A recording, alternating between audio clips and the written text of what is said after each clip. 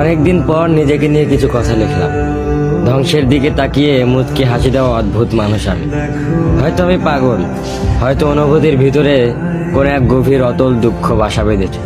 তবুও নিজেকে জোর করে হাসাতে শিখে গেছি। যেদিন ভেতরটা একবারে ভেঙে গিয়েছিল, সেদিনও বাইরে থেকে এক চিলতে হাসি মুখে নিয়ে সবার সামনে দাঁড়িয়েছিলাম। কষ্টগুলোকে আমি বন্ধু বানিয়েছি, একাকিত্বকে আপন করে নিয়েছি। মানুষ ভাবে আমি হয়তো সুখী, শক্ত, নির্লিপ্ত, কিন্তু তারা জানে না প্রতি রাত আমার এক একটা লড়াই। নিজেকে নিজেই বুঝিয়ে রাখি তুই ভালো আছিস, অথচ আমি জানি আমি ভালো নেই। ভেঙে যাচ্ছি প্রতিদিন একটু একটু করে, আর এই ধ্বংস হওয়াটাকে যেন ভালোবেসে ফেলেছি। আমি সেই মানুষ যে হার মানার আগে হাসে, কারণ জানি কান্না দেখিয়ে লাভ নেই। পৃথিবী শুধু শক্তদের মনে রাখে, দুর্বলদের নয়।